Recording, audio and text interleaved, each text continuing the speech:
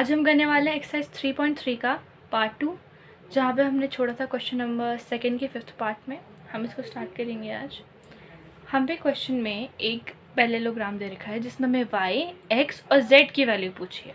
ठीक है, तो यहाँ पे सबसे पहले तो हम सबसे इजी पार्ट करेंगे। वो क्या है कि पैरेललोग्राम की जो ऑपोजिट एंगल्स होते हैं वो क्या होते हैं, हमेशा इक्वल होते हैं।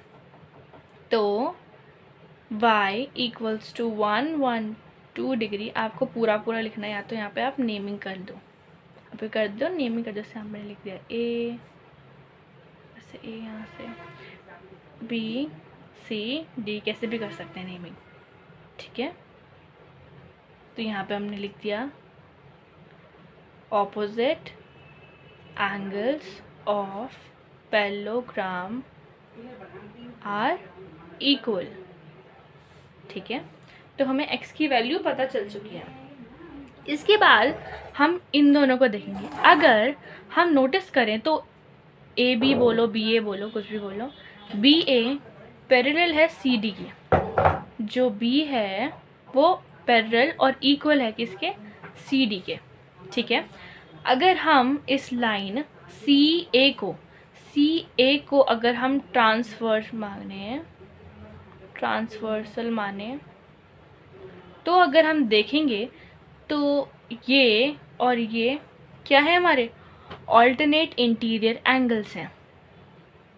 तो फिर हम लिखेंगे एंगल बी ए सी, या फिर आप लिख सकते हैं और X is equals to Z, या फिर यहाँ पे भी नेमिंग करके लिख दे, और angle A C D. Reason क्या देंगे कि B A parallel to C D and C A is transversal, so x and z are alternate interior angles। ठीक है, अब हमें इसकी वैल्यू हमें पता चल गया z और x क्या है, इक्वल है। अब हमें निकालना होगा, अब हम देखेंगे एडजेसेंट वाली प्रॉपर्टी। तो आप यहाँ से लो या फिर यहाँ से लो। हमें पता है जो एडजेसेंट एंगल होते हैं किसी पैरेललोग्राम के, उनका सम क्या होता है, 180 डिग्री के इक्वल होता है। तो हम क्या करेंगे, एंगल लेंगे, angle B C D plus angle B C D, यानी कि इसको पूरा एक लेंगे हम, plus angle A D C equals to 180 degree. क्या होते हैं ये, यहाँ पे लिख देते हैं adjacent angle of parallelogram are supplementary.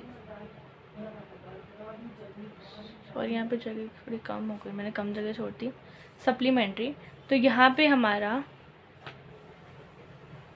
एक सेकेंड, तो यहाँ पे हम लिखेंगे सप्लीमेंट्री जो एंगल है उसमें हमारा 40 डिग्री प्लस z प्लस आता है हमारे पास 112 डिग्री इक्वल टू हमारा क्या है, 180 डिग्री है। अब हम क्या करेंगे, इन दोनों को ऐड करेंगे, z plus 251 equal to 180 degree. यहाँ से हमें z की वैल्यू मिलेगी 180 degree minus 152 degree, z is equals to हमारा 28 डिग्री। अब हमें पता था कि ये किसके ऑल्टरनेट एंगल है, x के, तो x की वैल्यू भी कितनी है हमारी, x की वैल्यू भी हमारी कितनी है, 28 डिग्रीज है। तो ये हमारा फर्स्ट पार्ट हो गया। क्वेश्चन नंबर 3 है, can a quadrilateral A B C D be parallel, number 1 angle A plus angle B equal to 90 degree. अब ये कह रहे हैं कि एक क्वाड्रिलेटरल, क्या बोलते हैं कि कोई क्वाड्रिलेटरल हम बनाएं, ABCD हमारे पास, मैंने इसको सपोज एक ले लिया पैरेललोग्राम, इसको एग्जाम्पल के तौर पे बनाया, ये ज़रूरी नहीं है कि ऐसे ही हो, ठीक है। तो उन्होंने कहा है कि ऐसा हो सकता है कि इसमें जो एंगल D है और एंगल B है वो 180 डिग्री के, उनका सम 180 डिग्री हो। हमने जब ये इसको क्रिएट करा ABCD, तो हमारा जो D है वो किसके ऑपोजिट है, B के।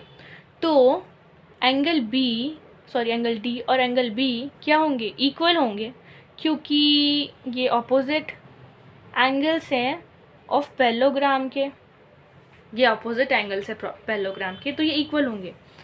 और अगर ये इक्वल होंगे तो मतलब किसी का सम इसका सम 180 डिग्री होना चाहिए। ये इक्वल है, 180 डिग्री है, तो जो हम 90, अगर हम इसको एक मान लें, 2 angle D equals to 180 degree, मतलब कि अगर हमने लिया एंगल 2D इक्वल टू, हमने इसको किसके बराबर लिया है, angle D plus angle B। अब हमने इसको ऐसे क्यों लिया 2D, क्योंकि ये दोनों इक्वल है, हम कोई भी एक ले सकते हैं, ठीक है। तो ये इसके सम के इक्वल है, तो हम इसको यहाँ पे 180 डिग्री के इक्वल रखेंगे। तो 2 angle D equals to 180 degree, ठीक है। तो यहाँ से हम पे angle D equals to 180 degree upon 2, जहाँ से हमारा एंगल D आया 90 डिग्री। तो एंगल D 90 है, तो इसका मतलब एंगल B भी 90 होगा। अगर ये 90 है तो ये भी 90 होगा। अगर ये 90 है, ठीक है, अब आप इधर देखिए, अगर ये 90 है तो हमने देखा था कि ये 90 है, तो इसके एडजेसेंट एंगल जो होगा उसका मतलब कि हमारे जो एडजेसेंट एंगल का सम होता है वो सप्लीमेंट्री होता है, हमने पढ़ा था कि, तो फिर कि ये सप्लीमेंट्री होता है। तो फिर अगर एंगल B 90 डिग्री है तो angle B plus angle C तो हमारा 180 डिग्री होगा, जहाँ से हमारा एंगल C भी कितना आएगा, अगर हम सॉल्व करेंगे तो ये भी 90 डिग्री आएगा। और एंगल C के ऑपोजिट है हमारा एंगल A, ठीक है, तो ये भी क्या होगा 90 डिग्री। तो इसका आंसर होगा यस, कि ऐसा हो सकता है, yes, but only if it is only if it is a square. अगर ये स्क्वायर होगा तभी, क्योंकि स्क्वायर के जो एंगल्स होते हैं वो 90 डिग्री के होते हैं, और जब हम 90 अपोजिट एंगल का सम करेंगे 90 प्लस 90 तो हमें 180 मिलेगा। एडजेसेंट में 90 प्लस 90 करेंगे तो 180 मिलेगा, ठीक है। उसके बाद है second, AB equal to DC।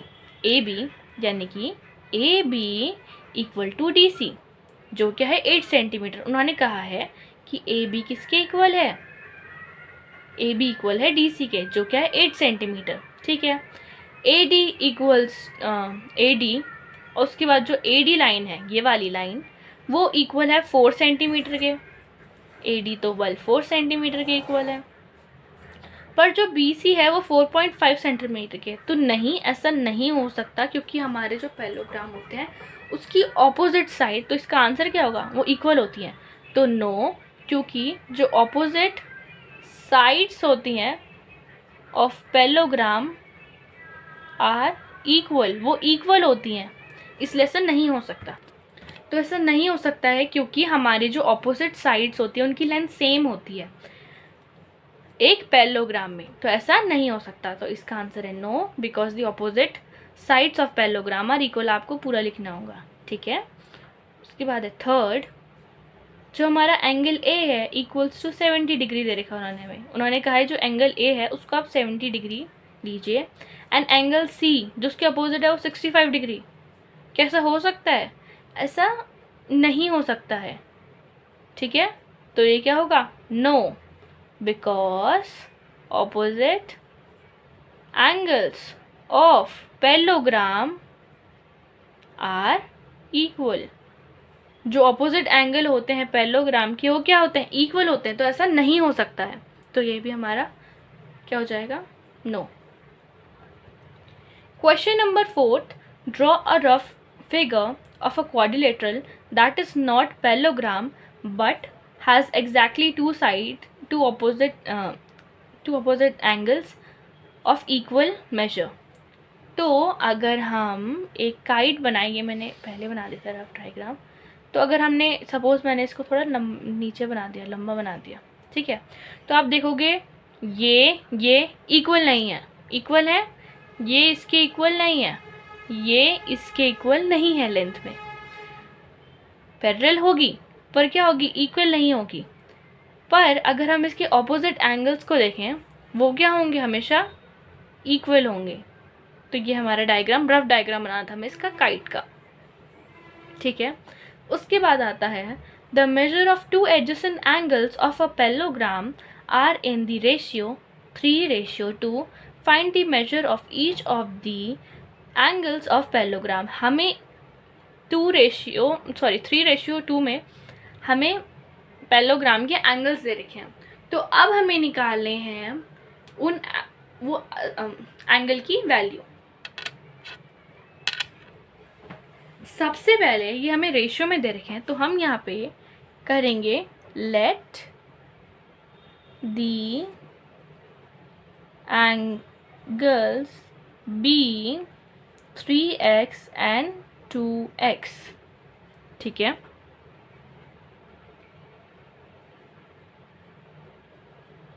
Okay, उसके बाद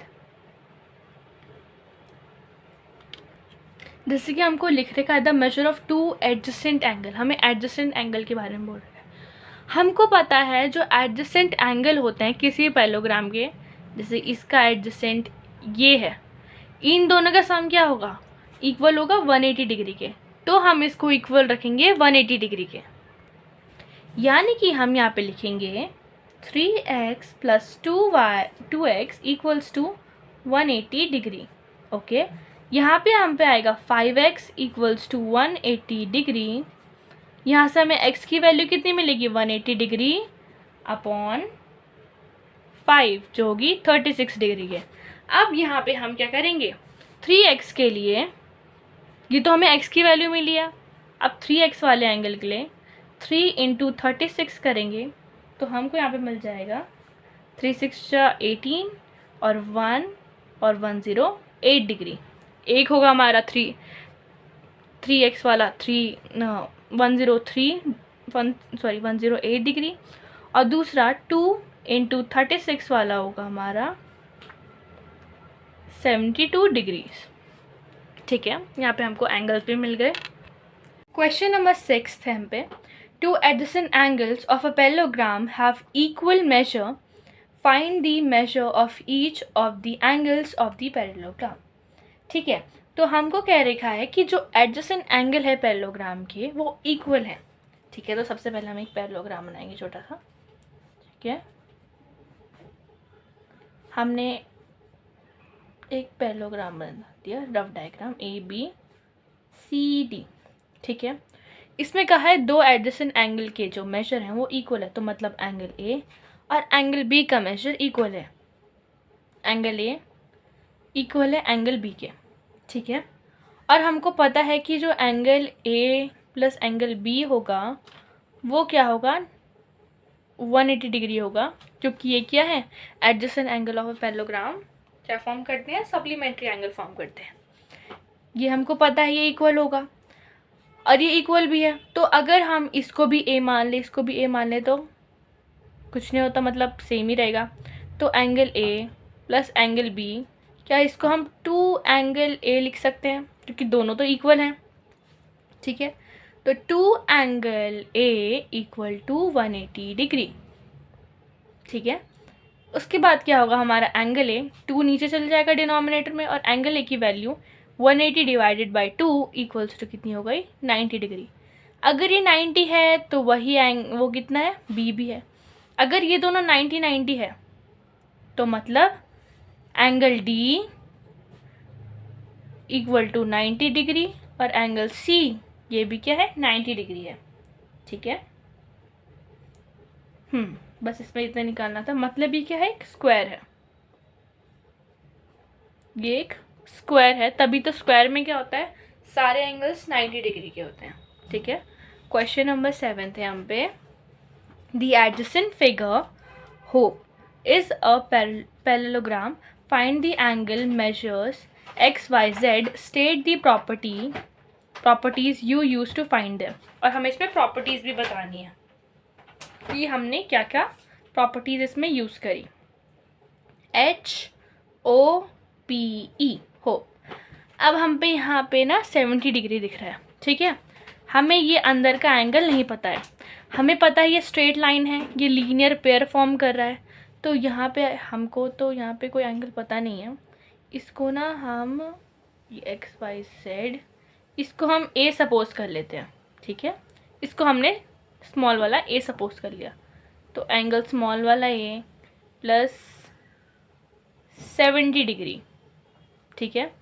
इसको आप एंगल ऐसे लिखेंगे, एंगल कैसे लिखेंगे आप इसको, ऐसे लिखेंगे एंगल A, क्योंकि यहाँ पे लेट कर रखा है। या फिर आप लिख सकते हैं एंगल POH, क्या लिखेंगे, और एंगल POH ऐसे लिख सकते हैं, ठीक है। अभी हम रफ कर रहे हैं तो हम ऐसे लिखेंगे एंगल A, ठीक है।